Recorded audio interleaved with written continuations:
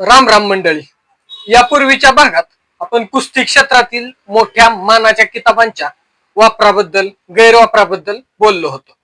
बाहेरून येणाऱ्या पैलवानांच्या नावापुढे मोठमोठे किताब कसे लावले जातात आणि त्यावर प्रश्न निर्माण का होतो हे आपण पाहिलं आहे. आता या दुसऱ्या भागात आपण थोडं खोलात जाऊया. या सगळ्या प्रकाराचा खरा परिणाम कोणावर होतो हे आपण पाहणार आहोत. मंडळी, सर्वात मोठा परिणाम होतो तो मेहनत करणाऱ्या साध्या पैलवानावर. गावातल्या, तालुक्यातल्या, जिल्ह्यातल्या एक मुलगा रोज सकाळी उठतो, सराव करतो, दुखापती सहन करतो, वजन कंट्रोल मध्ये ठेवतो, स्पर्धा खेळतो. त्याच्यासाठी एक छोटासा किताबही खूप मोठा असतो, कारण तो त्याच्या मेहनतीचा पुरावा असतो. पण जेव्हा सोशल मीडियावर आणि जाहिरातींमध्ये सहजच भारत केसरी, हिंद केसरी, महान भारत केसरी, रुस्तमे हिंद अशी मोठी नावे वापरली जातात, तेव्हा त्या खऱ्या मेहनतीची किंमत कमी होत असते. मंडळी, सर्वसामान्य प्रेक्षक काय पाहतो? त्याला पोस्ट दिसते, बॅनर दिसतो, नावापुढे मोठा किताब दिसतो. तो समजतो की हा पैलवान राष्ट्रीय पातळीवर मातीतला खूप मोठा विजेता आहे. पण त्यामागे अधिकृत नोंद आहे का? ती स्पर्धा राष्ट्रीय स्तरावर झाली होती का? त्या किताबाला राष्ट्रीय संघटनेची मान्यता आहे का? हे प्रश्न विचारले जात नाहीत आणि हाच मुख्य मुद्दा आहे. मंडळी, अधिकृत राष्ट्रीय किताब मर्यादित वेळाच दिले जात असतात. त्यासाठी ठराविक संघटना, ठराविक नियम आणि मोठी स्पर्धा झालेली असते. मग प्रत्येक कुस्ती मैदानात दिला जाणारा हा किताब राष्ट्रीय दर्जाचा कसा असू शकतो? जर तो खाजगी किंवा निमंत्रित स्पर्धेचा असेल तर तसे स्पष्ट लिहिण्यास काय हरकत आहे? निमंत्रित स्पर्धेचा विजेता असं लिहिलं तर त्या पैलवानाचा मान सन्मान कमी होणार नाही, उलट त्यामध्ये पारदर्शकता वाढेल. याचा दुसरा परिणाम म्हणजे मानसिकता बदलते. मंडळी, आज अनेक तरुण मुलं कुस्तीमध्ये येत आहेत. ते सोशल मीडिया पाहतात, पोस्ट पाहतात, व्हिडिओ पाहतात. त्यांना वाटतं की नाव मोठं असलं की सगळं काय पुरेसं आहे. पण कुस्ती नावावर चालत नाही. कुस्ती ही कष्टाच्या जोरावर, घामाच्या धारावर चालते. तिथे किताब मदत करत नाही, तिथं ताकद, सराव, धैर्य मदत करतं. आणखी एक गोष्ट स्पष्टपणे बोलायला पाहिजे. बाहेरचा पैलवान आला की त्याचा मोठा गौरव होतो, त्याला मोठ्या नावांनी ओळख दिली जाते.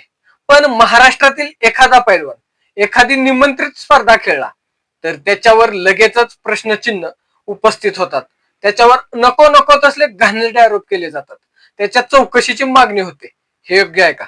नियम असतील तर ते सगळ्यांसाठी समान असले पाहिजेत. एकासाठी मोकळीक आणि दुसऱ्यासाठी कडकपणा, ही भूमिका, ही दुहेरी भूमिका, ही दुटप्पी भूमिका चुकीची आहे. मंडळी, आपण कुणाच्या विरोधात नाही. हरियाणा, पंजाब, उत्तर प्रदेश या भागात उत्तम पैलवान तयार होतात, हे सगळ्यांनाच माहिती आहे. त्यांचा सन्मान हा व्हायलाच हवा. पण जे आहे तेवढंच दाखवावं. नसलेला किताब लावून प्रचार करणं किंवा तसा प्रसार होऊ देणं हे योग्य नाही, कारण त्यामुळे खऱ्या किताबाची किंमत नक्कीच कमी होते. मंडळी, कल्पना करा, जर प्रत्येक मैदानात भारत केसरी तयार होऊ लागला तर त्या शब्दाला उरलं सुरलेलं वजन तर राहील का? खऱ्या अर्थानं राष्ट्रीय स्पर्धा जिंकणाऱ्या पैलवानाचा सन्मान कमी होणार आणि कमी होतोय हे नक्कीच आहे. म्हणूनच किताबांची पवित्रता जपणं गरजेचं आहे. म्हणजे कुस्ती हा स्वाभिमानाचा खेळ आहे. या खेळात सत्य महत्वाचं आहे. आयोजक, कुस्ती प्रसारक, सोशल मीडिया इन्फ्लुएन्स या सगळ्या गोष्टी जबाबदारीने वागायला पाहिजे. मंडळी, किताब असेल तर त्याची स्पर्धा, वर्ष आणि आयोजक स्पष्टपणे सांगायला हवं. अधिकृत नसेल तर तेही स्पष्ट सांगा. यात कोणाचा अपमान नाही, उलट खेळाची प्रतिष्ठा या गोष्टींमुळे वाढत असते. महाराष्ट्रातील पैलवानांनाही तेवढाच सन्मान मिळायला हवा. टीका करायची असेल तर पुराव्यासह करा, पण केवळ संशयाच्या आधारावर बदनामी करू नका.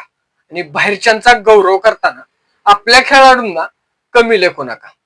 शेवटी एकच सांगावंसं वाटतंय, मैदानात उतरल्यावर नाव चालत नाही, खेळ चालतो. किताब चालत नाही तर ताकद चालते. म्हणूनच कुस्ती मोठी ठेवायची असेल तर प्रामाणिकपणा ठेवावा लागेल. किताबांचा सन्मान करायचा असेल तर त्यांचा योग्य वापर करावा लागेल.